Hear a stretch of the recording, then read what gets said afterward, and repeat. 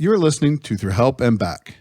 Through Help and Back is a podcast focused on mental health, addiction, treatment, recovery, and all things related to personal improvement and wellness.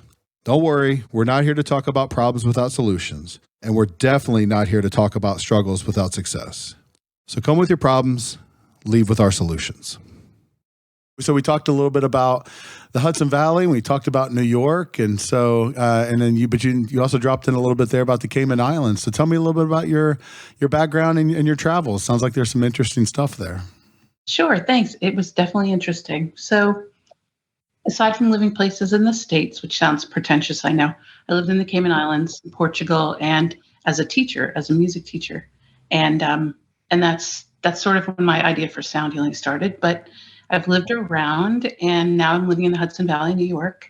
And most of my sound healing in person is like LA, New York, Caymans, which is like a second home to me. And you kind of mentioned the sound healing, piece of that, and we definitely would want to dig into that and hear the background on that. Is sound healing something that you were given, like as part of your therapeutic experience and your therapeutic journey? Is that how you learned of sound healing, or is that something that you learned separately from that?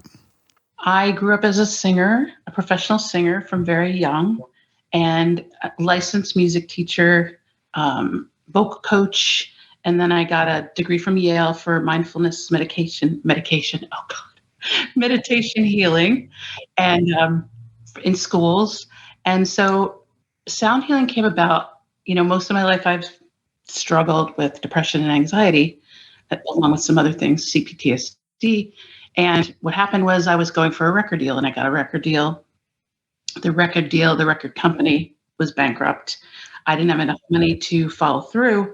So I kind of lost my big chance, which is what I wanted in my 20s. And that led to, a lot of years of despair. And I couldn't get out of it. I was a lot younger, but still, I just thought, what can I do? What can I start thinking about besides teaching music that would coalesce all the things I love? Singing, meditation, which has helped in my journey, visualizing, using instruments, and chanting. So I started thinking about it, and then I developed it, and I really peaked at the development in the Cayman Islands because there was a school, and there were students who, like many students, they still have anxiety, and it's been ramped up, right, for all of us. But they had, I found that the students getting ready for college had tons of anxiety, ADHD, trauma, a lot of despair about their future. So they weren't guinea pigs, but I started working with them with what I'm developing. And how mine is different is I use your voice, my voice, your voice, and to self-soothe, right? Something that you can take by yourself. But that's how it started. That's amazing. Before we go on, I want to say a few words about Anew Behavioral Health. Anew Behavioral Health is an outpatient provider of mental health and substance abuse services in Ohio and New Hampshire. That means that Anew can successfully treat mental health and substance abuse issues or dual diagnosis if you're struggling with both. Their integrated approach allows for them to successfully address issues related to anxiety, depression, addiction, trauma, and really anything that stands between your life and the life you could be living. You really cannot bring them an issue that they have not successfully treated. They have also solved one of the biggest problems for people seeking help. They have a dedicated team waiting to hear from you at helpnow@anewbh.com. If you contact them today, within 24 hours, you will have heard back from, wait for this, a real live person, and will also have your first appointment scheduled at that time. So how do you contact them? Well, if you're in Ohio or New Hampshire, you're probably close to one of their local locations. You're welcome to go in. If not, you can always reach them online at anewbh.com.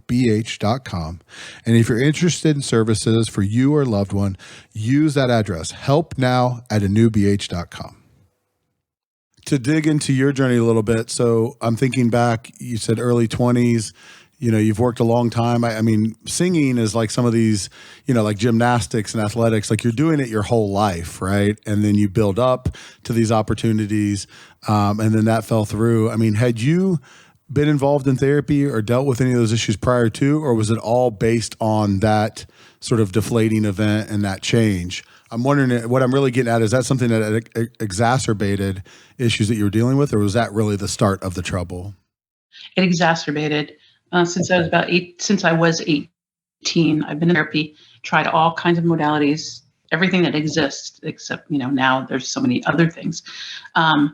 So music saved my life for many reasons, and singing saved my life, literally, which is another story. But so that's what happened. And I was just always trying to survive rather than thrive.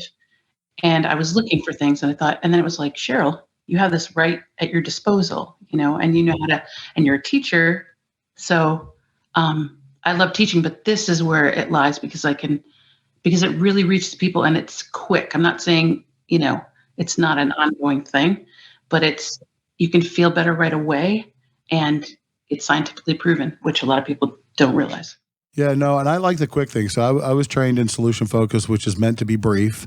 And the field as a whole, we moved away from the 2 years on the couch Freudian psychoanalysis, a long time ago, because what happens is at the end of that 2 years, you go, okay, it's my mother's fault. And then you have to decide what you're going to do about the situation anyway, right? And so a lot of the new modalities are like, let's skip all the analysis and let's get to the doing.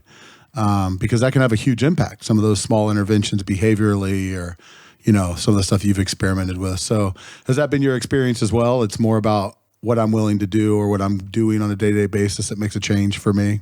Totally. And this involves yourself. Like, it's great if you work with me, but I give you tools that you can do on a daily basis that really make a difference. And the other thing is, it's fun, you don't have to be a singer to do it, but it's fun. And I'm not minimizing anxiety, but anxiety and depression can be fun. That sounds horrible, but no, it sounds great. It sounds great. I mean, that's the whole point. We talk about it as if these things are life sentences. And once you have anxiety or depression, it's over for you. But no, it's not. There's a lot that can be done. It's not, and you're not alone. And, the stigma it's getting better, but some of the ways that I've used, simplistic, besides, what I'm going to show you, is I record my voice. I make affirmations that aren't sort of rote or, intellectually based, but really speak to me. And then I record them in my voice, which is redundant, and then play them back. And there's something about my voice talking to me that I believe it. I'm like, wow, it just really goes in. The other thing is you can hum, which really regulates your nervous system. So you can go around humming, especially in the lower register. That's very soothing. And so many things that you can do. We do emotional toning, and that's not necessarily something that I'll demonstrate, but it's improvisational. And so you use no words and you tone your emotions, and your brain goes, what? I can't do that. What? So we start in your name. So, and this is for people who aren't used to singing, who are shy. Cheryl, Cheryl, Cheryl, Cheryl, Cheryl. You get to the tone, right? And then, like, if you're feeling sad, I do this with kids a lot. How are you feeling? They don't know.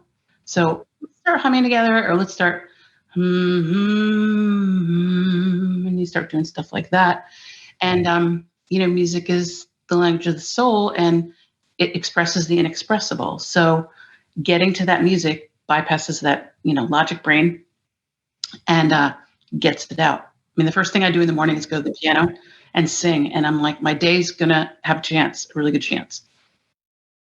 Do you think, let me ask you a question. So I know you've had a lot of musical training, and this really goes back to your childhood. Does somebody need to have a basis in music to have this resonate with them? Or do you have folks who are complete amateurs and don't have that background, and it's still, you're able to find that basis for healing and connection? Does it work across the board? Works with everyone. I've worked with little kids, with mindfulness, and the sessions are shorter. Work with groups, nonprofit and homicide awareness. Everyone from, I have high profile people, famous opera company with a woman who lost her voice. And we worked with that. It took about 6 months, but it worked. There's a psychological component, and I've had enough therapy to be an armchair therapist, at least to really work with people. But there's some, I have a couple older adults who, they have a bucket list. They just want to, like, what's this, but they've never sung and they're a little shy. So as you know, establishing safety and trust by play, or just part of what I do is offer a song to sort of relax people. And then as you know too, is relationships. If you can create a relationship, even if it's momentarily, or then there's the trust, you can do pretty much anything. Did you come from a musical family, or was this your interest that kind of like sparked this? My dad was a jazz drummer, and he drummed in the Catskills with his band, and I used to sing from a very young age. And my mother was tone deaf, but I have discovered that tone deaf people can learn to sing with listening patterns. But but they loved music, and they used to take us into New York City a lot to Broadway shows and things like that. That's really cool, and that's an interesting coupling there. A tone deaf person with a jazz drummer. That makes for an interesting combination right off the bat. Yeah, she loves singing though. That's all you need, is just to love it, or just you can be afraid of it and still do it. Like we're not just in there singing. There's other stuff. Right, because it's almost like art therapy in the sense that it's not so much about skill. You don't have to be a great artist. It's about expression, right? And so if your heart's in it and you're expressing those things from an authentic place, it works, and it works for you. That's interesting. So tell me a little bit about your introduction to this, because you've got the background in musical theory. You're an artist yourself, but you encountered this along the way of your own healing journey. So how was this brought to you? And tell me about when you first became introduced to this. To the sound healing? Yeah, the sound healing, these concepts. Yeah, how this came into your world. Well, like I said, music teaching, singing professionally, record deal gone bad, 10 years of despair, and just going, okay, I'm at an impasse. Like, I think I'm done teaching in public schools. I still sing professionally, but I need to have what I do. People would always say, if I were you, I'd be singing every day. I'm like, you know what? And then I noticed that it was really just an organic experience for me. When I noticed that when I sing lower, it calms me down, right? And now the science proves that, with frequency and hertzes and all that kind of stuff.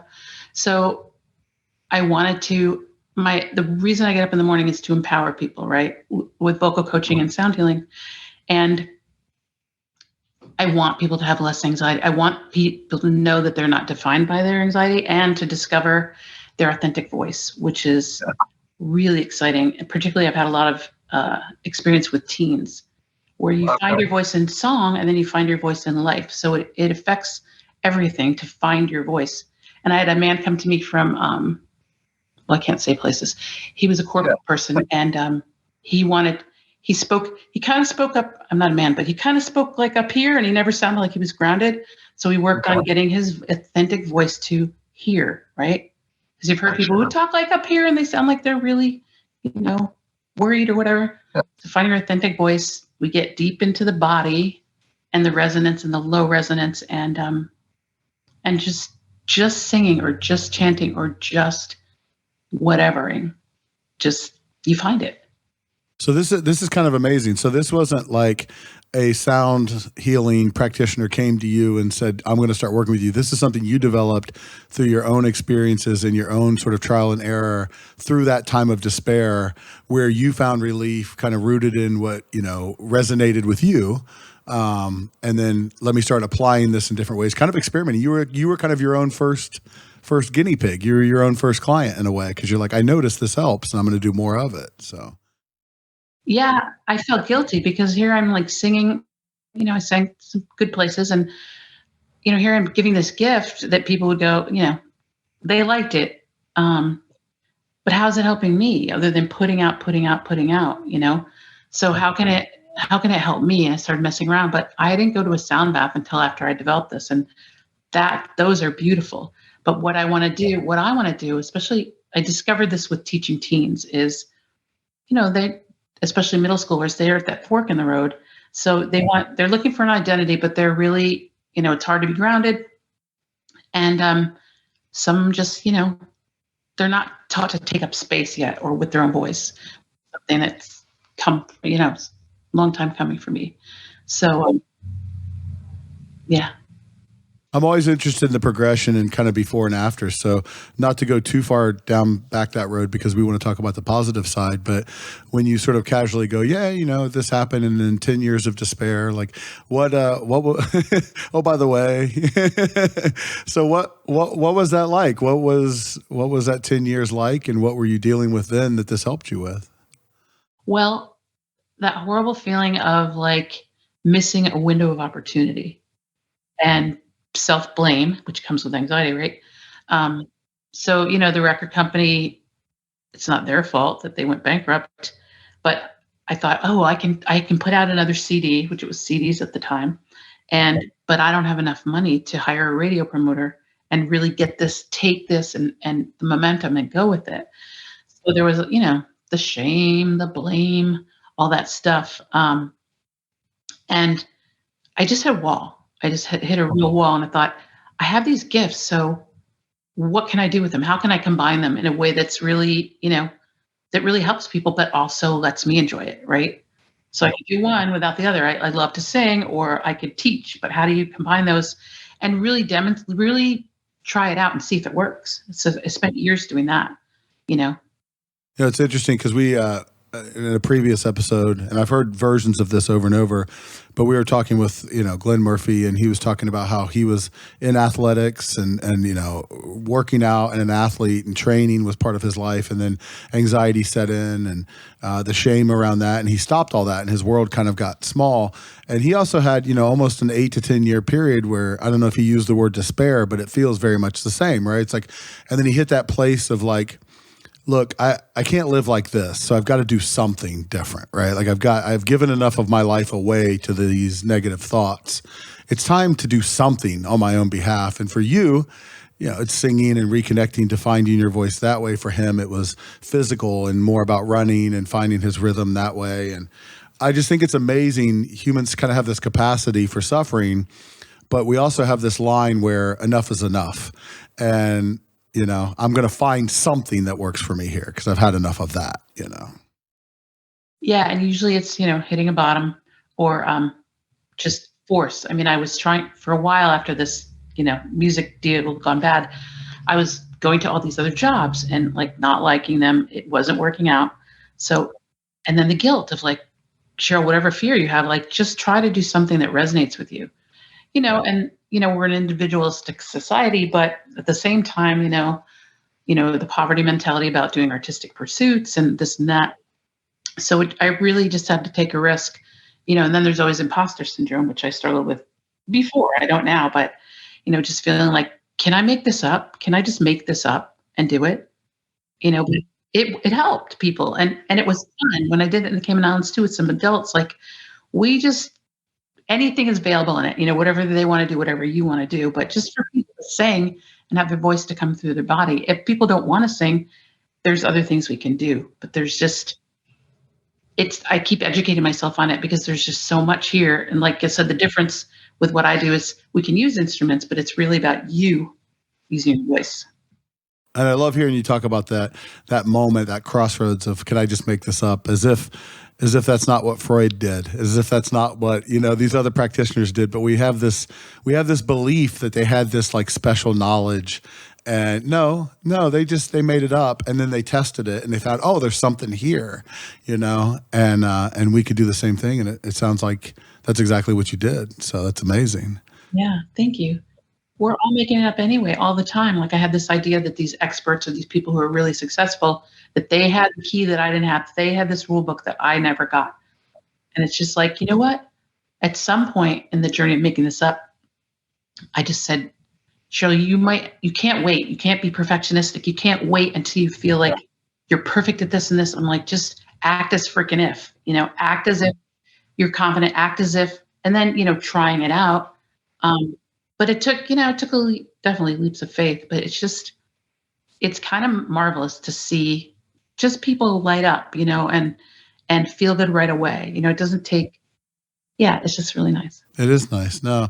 And it's also interesting to hear you bring up this idea of perfectionism as an enemy of good, right? Like don't let, great be the enemy of good. You can put out something and it's good and it will continue to develop. And as if everybody's first draft was perfect and yours is the only one that needs editing, right? Like, no, they all need revising and editing. So put it out there. Don't wait till it's perfect, because we know it'll never be perfect, right? So. Bring the mess. Creativity is mess. And, that's what I say is like, there's no one's judging you when we do it remotely. You go on mute. Another thing I like to do is, which I don't know if I'll do with you today or with Iann today, but is making your own musical mantra, which is another way of getting the affirmations in a way that really stick. So with these series, there's always like some foundational beliefs or some foundational kind of pillars of how this works. So what are the foundations of sound healing? What are the kind of core beliefs about this approach and how it works? So, science is one of the myths is that science hasn't proven this, but everybody, if you use Google, actually the science is caught up. There's Harvard studies. There's a study that was done on addiction for a journal of addiction therapy, and it was for alcohol consumption, right? People who would consume more alcohol than they wanted to.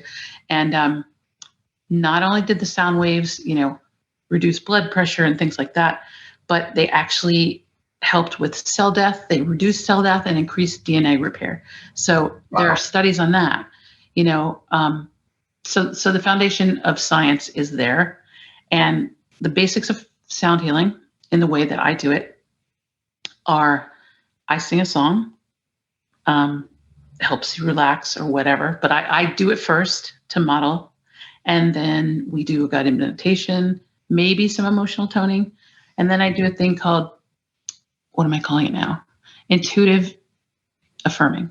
So someone could call it channeling, but I asked someone, like if I was doing it with you, what are you carrying heavy on your mind or heart or spirit?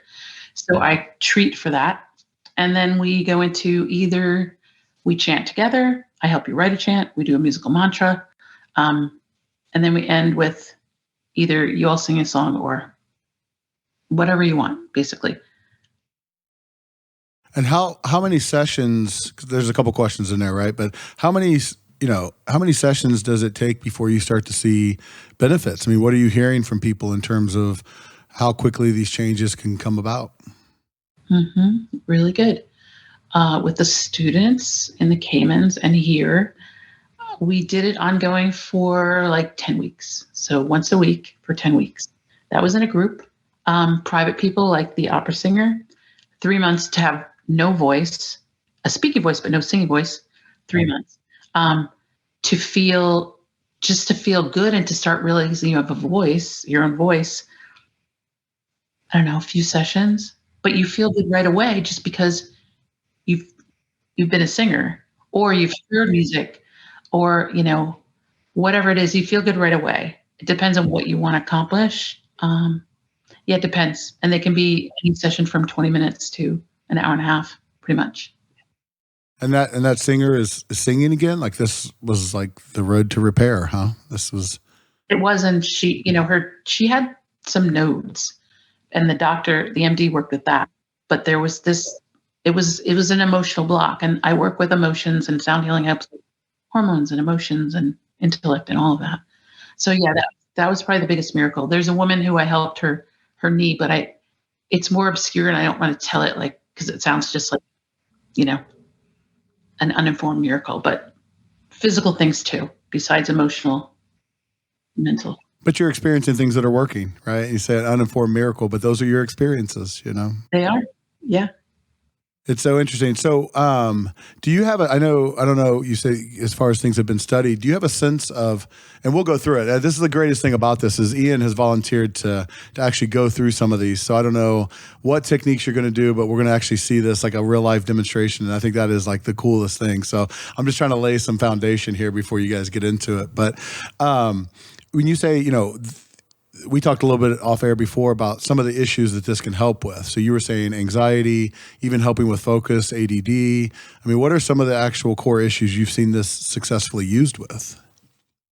I've seen it with everything from people who just want to relax, meditate and be in music, to, someone whose daughter was struggling with addiction. She was having panic attacks. My disclaimer is, this is not a substitute for other modalities, but when you learn to put your voice and your body in the lower registers and meditation and all these other things that I do, you can self-soothe. So anxiety, trauma, ADHD, focus. I don't want to get into the cancer thing, but the study that I told you about was DNA repair. Like they have, all about hertz and these different hertz frequencies. So almost anything, but the main things are, blood pressure down, just wonderful things. Creative blocks. That's another thing. Sound, sound heals all kinds of things. And, I can get into the science of it, but I'd rather not. Well, I'm curious. So I don't want a full scientific discussion, but do you have a sense of why it works? Is it about energy and frequencies and the interplay between that? Or, what is the mechanism that creates that change? So there are frequencies that impact cochlear, which is in the ear, codes, and then also non-cochlear, non-ear codes. And it goes straight to the nervous system. As we know, when we listen to music, we want to change a mood or just feel uplifted. It goes right into the emotional systems. The parasympathetic nervous system, it tamps it down automatically with the breathing, things that we know like that. There's all kind of geeky things, there are different hertz frequencies that, like, the lower frequencies are really good for brain relaxing. The higher frequencies, like up here, are better for alertness, focus, and ADHD. So it's really deep science, and I'm still learning more about it. Neuroplasticity is helped with music. I worked with autism spectrum kids and classical music. Like, there are all these different roads out of it, just into music, that helps their brain organize and lessens, pressure for them. Is this the same concept as I've seen some of the stuff with like Tibetan bowls or tones? Is it the same way? Like, those are just different instruments to access those frequencies? Is that okay?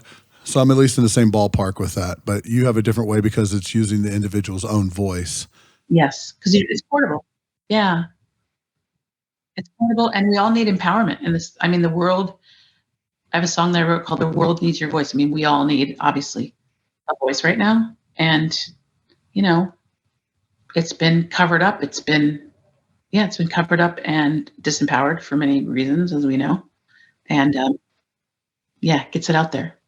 Well, and the connection that we've lost over the last couple of years with COVID and isolations and things like that. I mean, anecdotally, in our agencies and things like that, like the need for mental health services has really exploded right behind this isolation, and it's the whole concept of social distancing. And it turns out that was more of an oxymoron than anything else, because the distance affected our social systems and has led to some real serious issues, especially in our younger folks, teenagers, younger. That disconnect, it didn't do great things for us. Anxiety shot up, depression shot up, interpersonal problems. So I just love it, the concept of finding the voice as a way to reconnect. I think we've got to reawaken the world and reconnect everybody, because we're just healthier together. We're not healthy apart. Yes, and we're fragmented, like you said, especially the pandemic. So connecting with ourselves, and the kids' brain development. I mean, especially what I've seen with special needs population, and that, not being in person with the field of humanness. And your voice is just like, you connect right away when it's your voice, and people aren't, according to my therapist, people are unraveling more now as we've, quote, eased up than in the beginning of the pandemic. So just the anxiety in schools, it's still there, it's increased. And I feel for the kids, because we want to regulate their nerve systems and have them do something fun. They see the instruments, or they think they're going to sing or make something, to get excited. Well, and regulating, so to get sort of back on track, regulating the nervous system. So I've dealt with anxiety in the past, so I've had this personal experience, but I've talked with a lot of people who have dealt with anxiety, and informally, everybody has, and myself included, have come up with coping mechanisms, whether it be repetitive motion, rocking, sound, tapping, things like that. And so it's interesting, as you're talking more about these energies and these frequencies, I think informally a lot of people are trying to find ways to access them. So I'm excited that you maybe have some specific techniques that can help us get there, because I think we're all out here guessing. We're all out here trying, like, well, this kind of feels better, so I'm going to do more of this, but we don't know why, and we, would certainly want some better techniques than something like that. So, what are we going to see today with you and Iann? You've mentioned like toning. You've mentioned some of the sound healing stuff. What are the specific things that we're gonna get you to see you guys practice?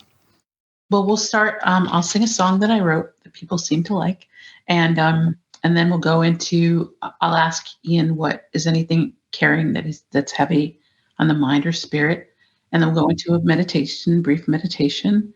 I'll do the intuitive affirming. I keep renaming it, and then we can sing a chant or hum a little bit, and emotional toning, whatever Iann wants, pretty much. Hi, Iann. How are you today? Good. I'm really excited to get into this healing session. Okay. Yeah, I'm excited too. I'm excited to meet you and, just get to go straight into it. Is there something that you're carrying today that you're coming here with, whether it's wanting to relax or something deeper and more vulnerable, something that's heavy on your mind, heart, spirit? I would say I feel really sore, just like physically.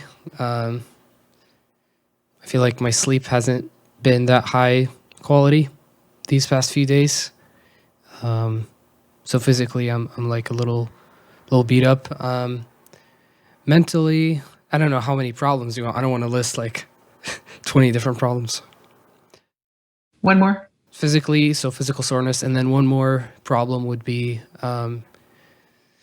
just kind of a sense of overwhelm. I feel like I have a lot to do, and I feel like I'm just running out of time. So, Got it. Can you tell me where you feel sore or just overall? the physical soreness, I feel like in my back, a little bit. I feel also shortness of breath in general today.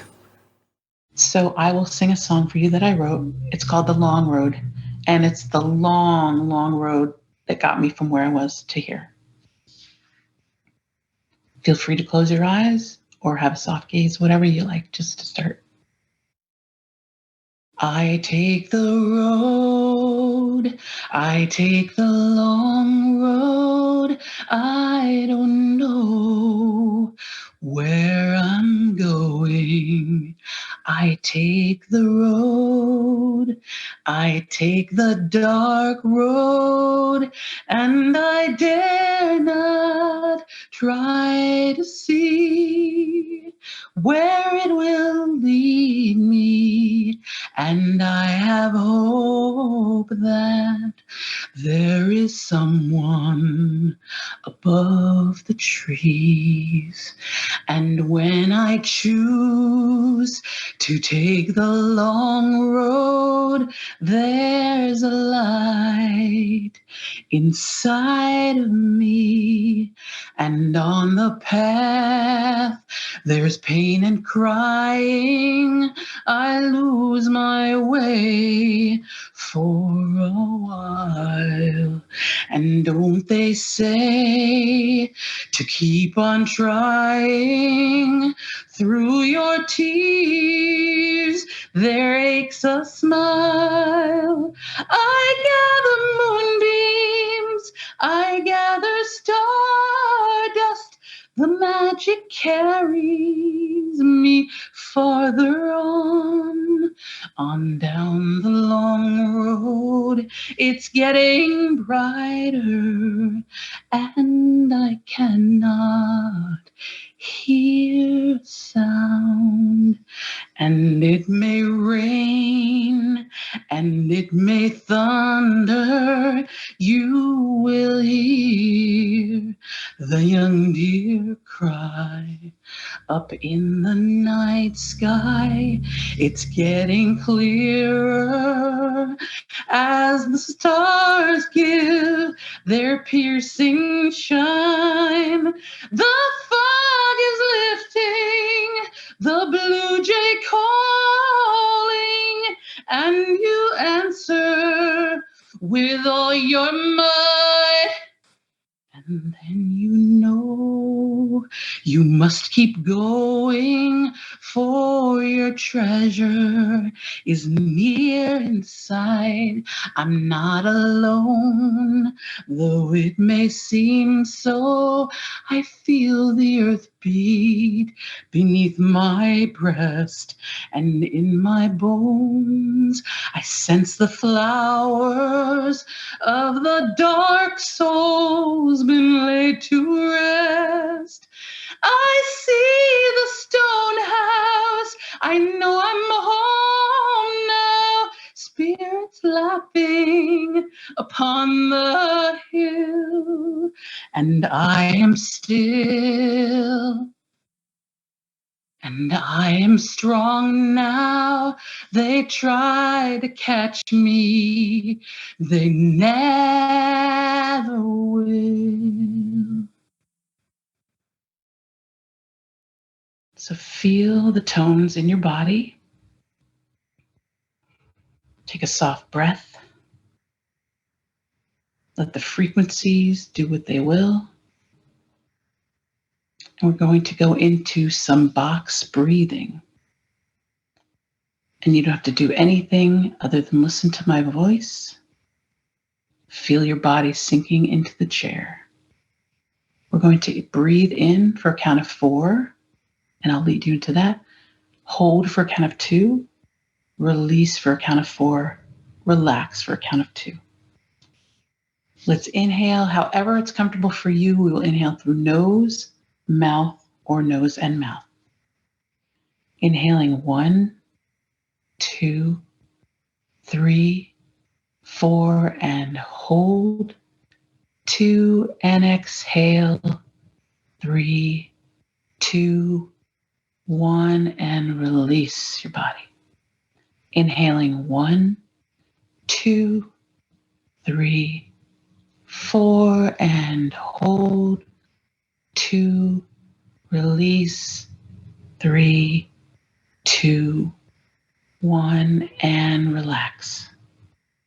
Last one, inhaling 1, 2, 3, 4, and hold.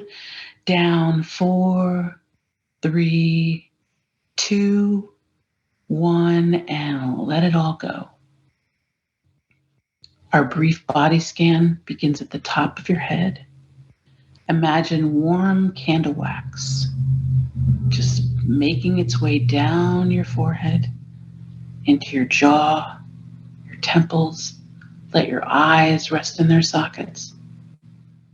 Moving down into your shoulders, just everything is moving downward. Everything that you want is downstream.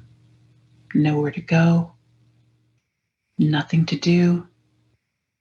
If any thoughts come through your mind, which they probably will, just imagine it. I like to imagine it as a bird coming through. The bird gets bigger, the thought gets smaller as it passes by, and then you can't see it. Or a cloud passing through your consciousness. Just notice these thoughts. No need to engage them. As the relaxation, the warmth comes from within in your chest, around to your upper back, to your low back, the support that you embody, around again to the heart, which rests in its beautiful space, your beautiful heart. Moving down the arms, anything that's heavy from your brain or your throat is moving down and out the fingertips. Your belly is going soft.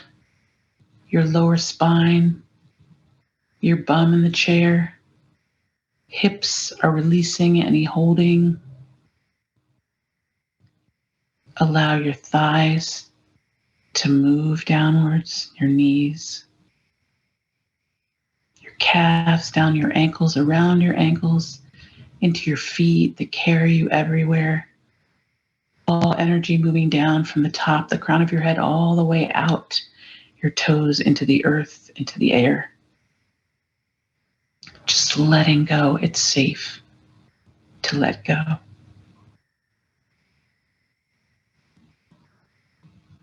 breathing normally. Imagine yourself in your favorite place. Maybe that's a beach. Maybe it's with your favorite people, by yourself, with friends, with an animal friend. Whatever fills your heart.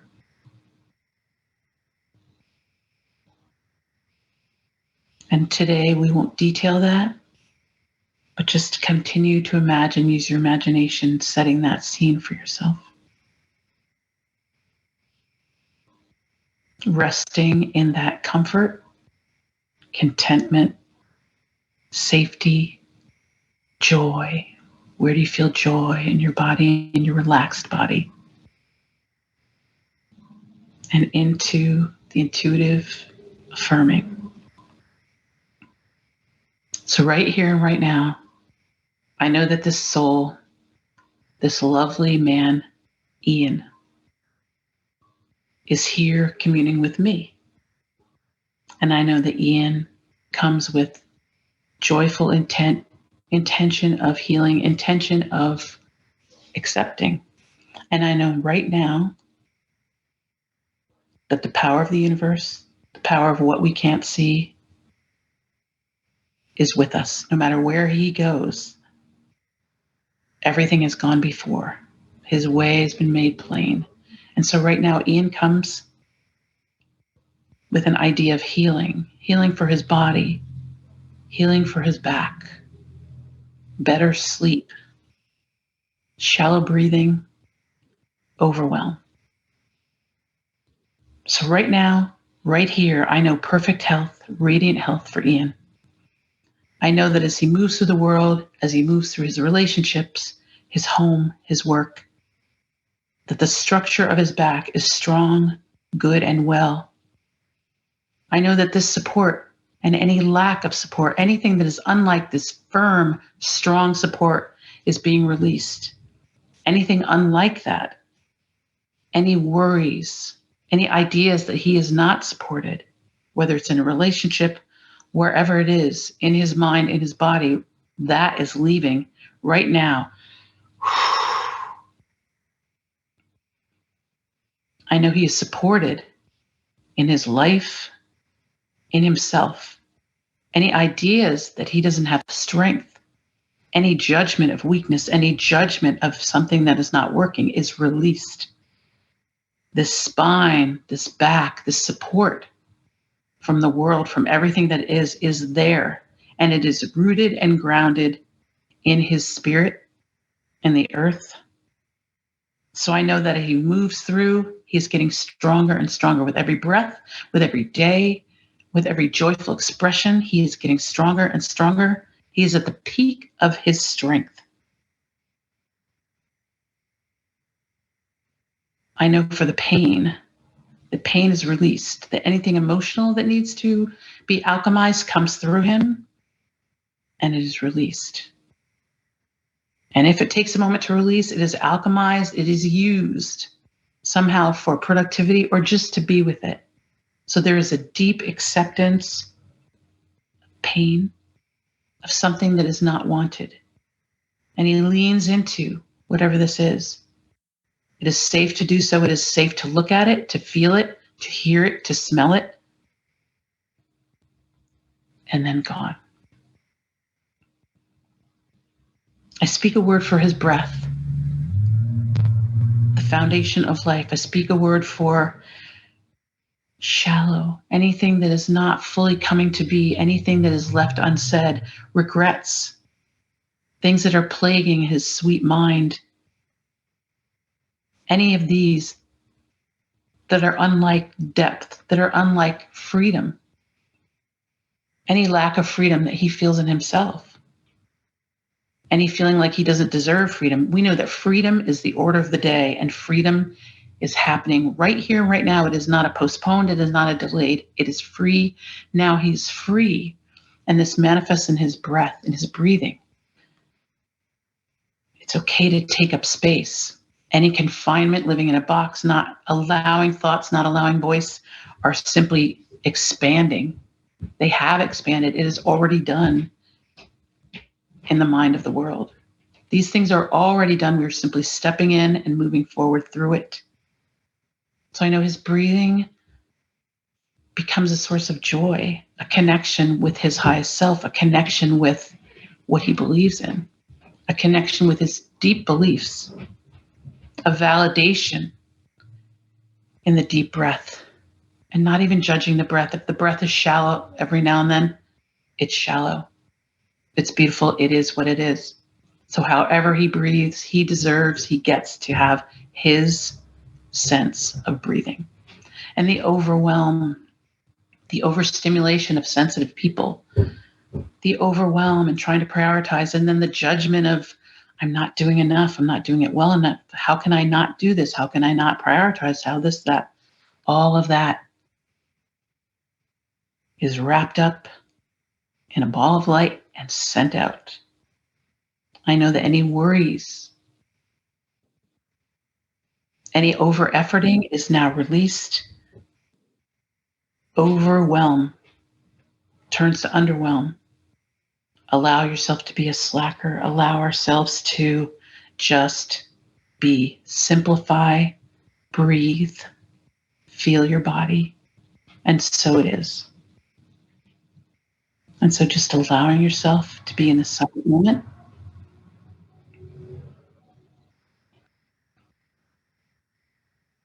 And instead of emotional toning, we will end with a chant. And I could teach it to you. You can keep your eyes closed. And it's Om Namah Shivaya. It's Sanskrit, has nothing to do with religion. It's a yogic language. And Om Namah Shivaya means I honor the light in you. I honor the light in me. I take it a little farther and I say, I release the expectations of others and I allow myself to fly my freak flag. So the melody goes, Om Namah Shivaya. Om Namah Shivaya. Shivaya. Shivaya. Om Namah Namah. Om Namah Namah. Namah Shivaya. Namah Shivaya.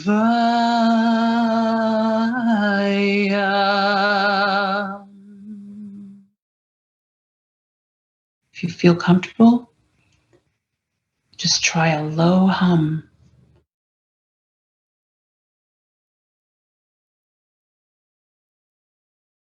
How are you? I feel like there's a sense of warmth in my back, which I've never felt for weeks. It feels like familiar. Yeah, it's like warmth. Feels more spacious as well. I also feel like there was tension in my shoulders before this. Now it's like gone. And with the humming, I felt like my stomach relaxed more after we did that humming at the end, which was only a couple seconds.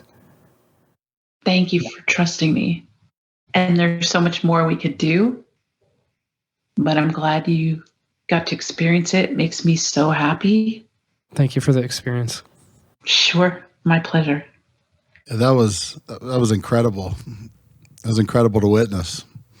Even from the side, I was watching, and I felt a little bit of the relaxation just indirectly. I wasn't even participating, and I definitely got more calm. But I was watching Iann, and I don't know if you even noticed this, but partway through, his feet and ankles became so relaxed, they kind of like fell to the side. So he started with his feet flat on the ground, kind of in a firm, kind of guarded position. And then about halfway through the meditation, which is essentially what that looked like. I mean, it looked like trance work and meditative state. They fell to the side. Your ankles became so relaxed that his feet, like, which was great. Yeah, you couldn't see it when I saw the ankles fall over. I was like, "Oh, she's got him. She's got him for sure." That's no, that was incredible. So, just to summarize again, so what were the steps? I mean, what were kind of the things that you took him through, and tell us a little bit about. Are those the same steps each time, or did you choose those specific for this intervention? I chose those for Ian and what he was treating for. And when I did the breathing, I was also including the sleep energetically, even though I didn't say it. So what we did, I sang an original song that I hope speaks for people to ground us. We did a little box breathing, and I also like inhale and then exhaled sound breathing, which we didn't do. Then we go into meditation or a body scan. We could also do a visualization meditation, which we didn't do. Then we went into intuitive affirming, and then we sealed it with a chant and some humming. Do the sequence of those steps ever change? Are they individualized based on the situation? I mean, or is because the way I'm trying to think about this, is this a process that you repeat, or is it sort of like there's a variety of tools in the toolbox and you use them based on the specific, project, if you will, the specific individual? Yes, it's very tailor-made. For instance, I had a client who wanted a lot of emotional toning, and she wanted to do a musical mantra, which is really fun. I did that. I do that in retreats as well. Some people want a longer meditation, or they don't want a body scan. They might not want an intuitive offering if it's in a group. I can treat for the group or whatever. They might not want that at all, or they might. There are instruments sometimes with students. I have drums, or I've had a time when they do the instruments rather than singing. And then there's also singing together, which depending on the comfortability. So there are lots of tools. I chose some tools for Ian.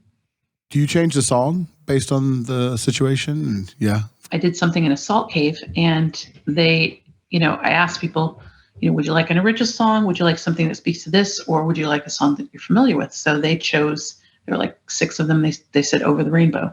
So as long as I know the song, I'll do it a cappella. I choose to do it a cappella rather, which means no accompaniment. But yeah, everything is tailored to what you might want. And if people can't say they don't know, then I'll sort of, vibe in and see what they want. The acapella, I don't know anything about music theory, but it feels almost more powerful in this situation, because I feel like musical accompaniment would almost not be distracting, but you really want them dialed into your tone and your voice and the energy that you're transmitting, it seems like. Yeah, that's the idea. And the lower tones in particular, but just to feel the different tones in their body, and it makes me feel really good as well.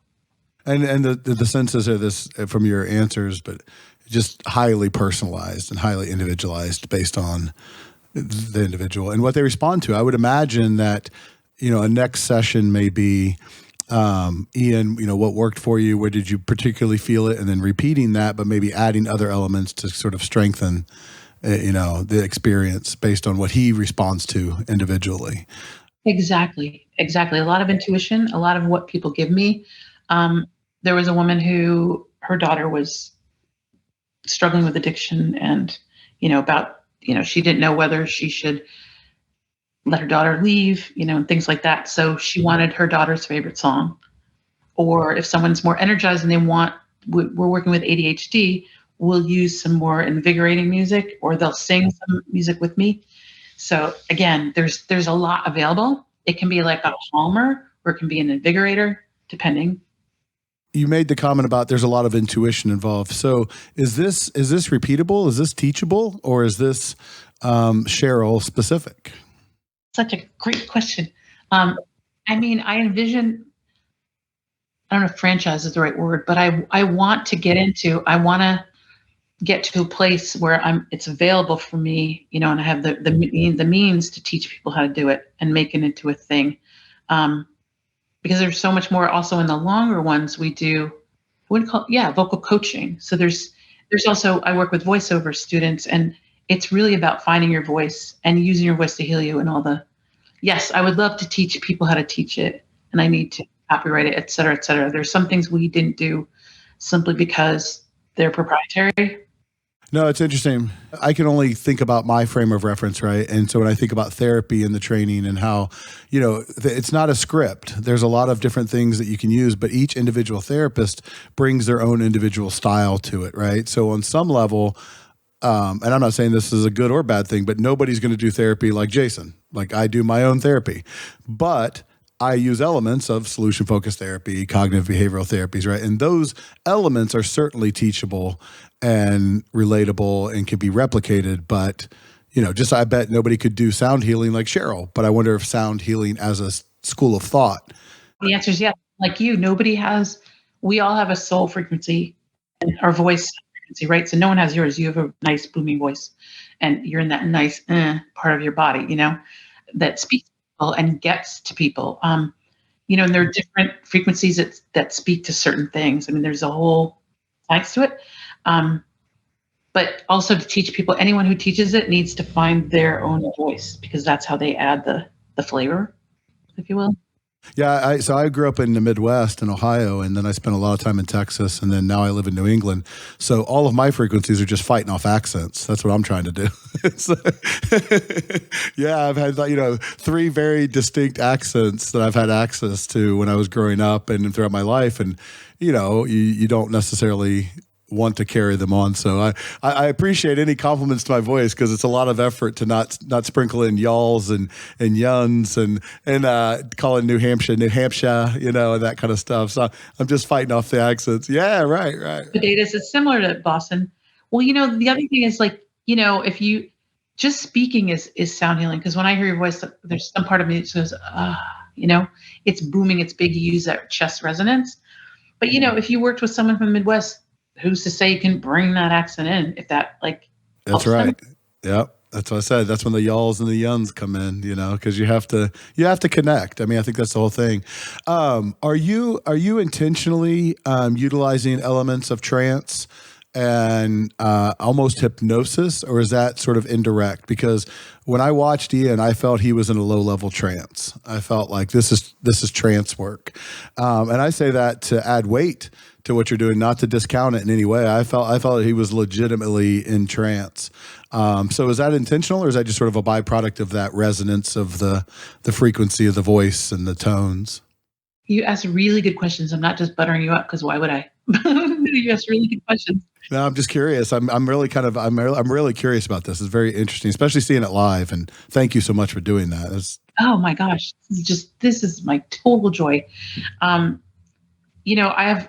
very word focused. I'm a writer as well, and so trance. I want my mission is to make this available to everybody. Non-singers, to people who are afraid. And there are people who have a thing with any kind of healing modalities, and then the word trance has connotations. And some people it's great, right? And some people it's like, I'm not even going to name the things. So, but do I intentionally hypnotize? No, I've just been told my whole life that my voice is valid. So I've learned frequencies, and it just affects people. It affects that parasympathetic nervous system. And so everything ramps down. And I'm glad to hear that because also, as with meditation, that gets the gap between thoughts. And that's where it just creates a great base for your day, to just your nervous system really down regulated to that point where your thoughts are not taking over right in your body. So I don't think I'm going to put them in, I'm not going to hypnotize them or I'm going to, but I know that the cadence, which is a musical term, how long between when I say 1, 2 resonates with the body, because I know it relaxes me. So it's organic, but I want to, for lack of a better word, brand it so that other people can do it, Yeah. I'd give anything, to see somebody hooked up and watch brain waves during one of your sessions, because I know they go theta. I know they're in theta state at some point.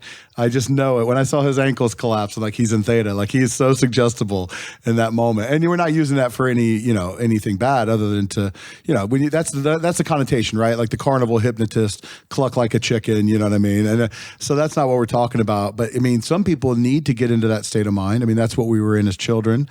That's what we're in, as we sleep. And then that's where a lot of learning can take place, right? So, if Iann was struggling with anxiety or sleep issues, I could see an opportunity there once he went theta to put a new sleep cycle in place, right? To put a sleep induction.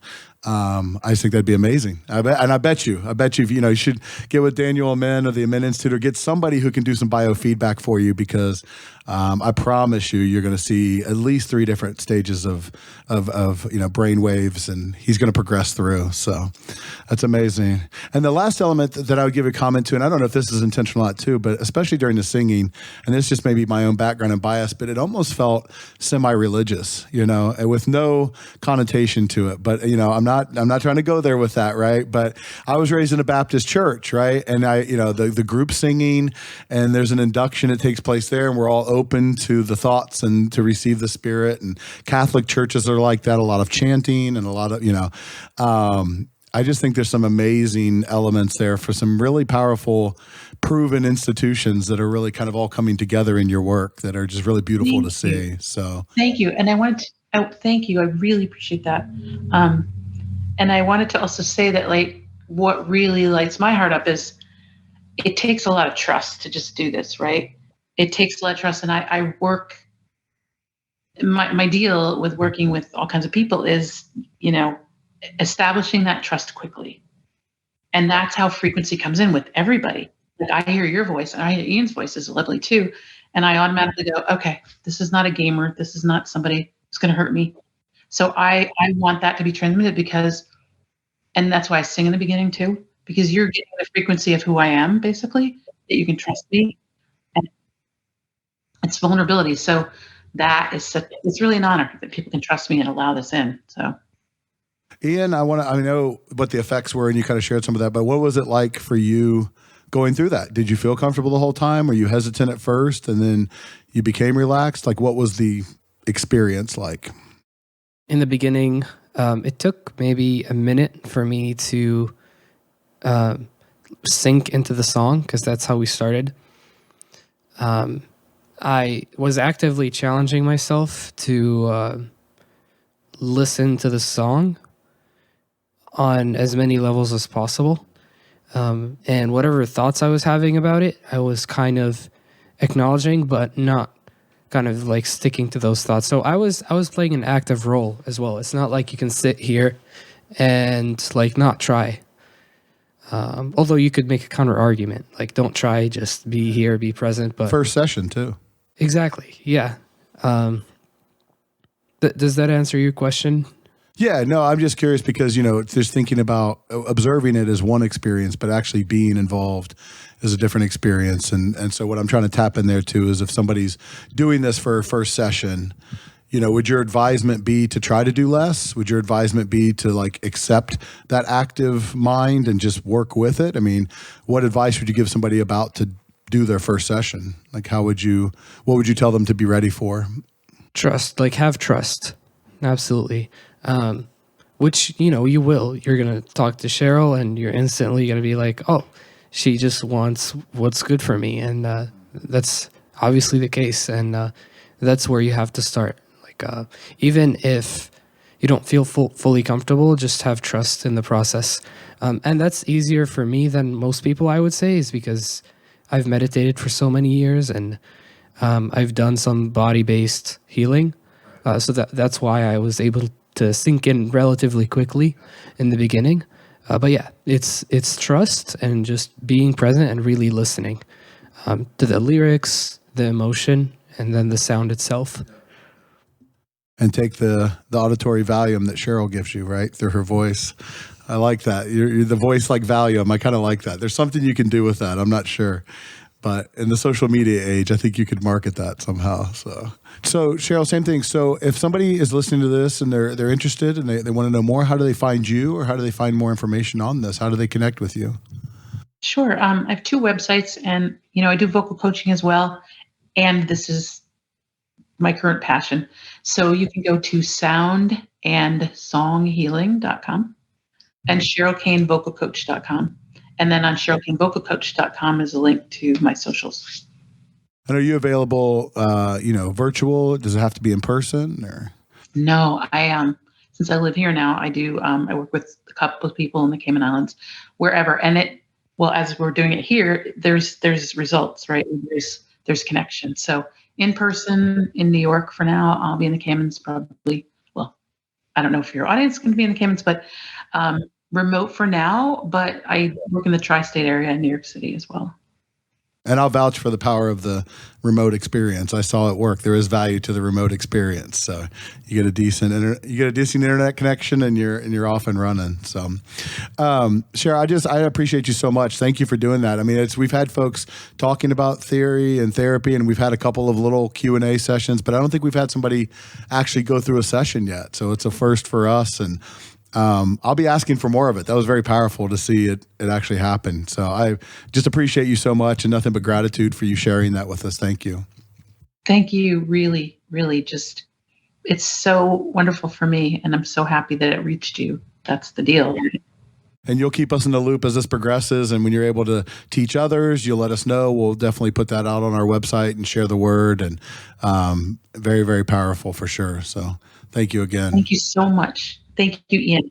And thank you, Iann. Yeah, thank you, Iann, for going through that. Who knows how that was going to turn out? You know, he could have came out the other side of that a different man. He could have been completely changed. But who knows? You put yourself in Cheryl's hands, and it turned out okay. So, no, but I appreciate you both for being part of this. And for those who are watching home, as always, you can check our show notes, and you can connect with Cheryl through the links there. Follow her on the socials. We're going to learn more about the sound healing. This is what Through Help and Back is really about. We absolutely respect therapy and have done therapy for a long time. Respect psychiatry, but there are a lot of people like Cheryl that are out there, doing things in a different way, but still achieving amazing results. And so just appreciate you, Cheryl, for sharing that, and appreciate you guys for tuning in and checking out this new way. So again, you can check us out on all the same socials. You can find us in the show notes. You found us on YouTube if you're watching this. So look down in the show notes, follow us. We've got great guests like Cheryl all the time bringing these new ideas to you. And in the meantime, just appreciate you. Thank you. And hope between now and our next session, you'll take care of yourself and take care of each other. Thank you so much. Hey guys, although Through Help and Back is an excellent podcast with a lot of great ideas, I do want to let you know that in no way is Through Help and Back expected to be perceived as or relied upon in any way as specific medical advice or mental health advice for you personally. The information provided through Help and Back on our website or our podcast is not intended to be a substitute for professional medical advice, diagnosis, or treatment that can be provided by your own providers. Do not use our content in lieu of professional advice given by qualified medical professionals, and do not disregard professional medical advice or delay seeking professional advice because of the information you have read on our website, heard on our podcast, or otherwise received from us. Although we love discussing issues related to healthcare, mental health, and addiction, we are not providing direct healthcare, mental health care, medical, or nutrition therapy services. We're not attempting to diagnose, treat, prevent, or cure in any manner whatsoever any physical or psychological ailment, any mental or emotional issue, disease, or condition. We are not giving you specific medical, psychological, or religious advice whatsoever. Please take care of yourself and take care of others as you always seek the advice of your own medical providers and your own mental health providers regarding any questions or concerns you have about your specific health, or before implementing any recommendations or suggestions from us. These are ideas that have worked for other people. We think it's important to share them. We do not guarantee that they will work for you specifically. Do not stop taking any medications without speaking to your physician, nurse practitioner, physician assistant, mental health provider, or any other healthcare or medical professional. And if you have or suspect that you have a medical or mental health issue, contact your own healthcare provider promptly. Also, one last thing, if you know or suspect that you are currently experiencing a crisis, it is absolutely imperative that you seek the advice of your doctor or other emergency healthcare services prior to ever thinking about using our content. We love the conversations. We're glad you're stopping by. We hope you take a lot from the content. But again, for your specific individual medical situation, please always seek quality personal care from your own providers. Do not let this information or this advice stand on its own. Thanks so much for listening.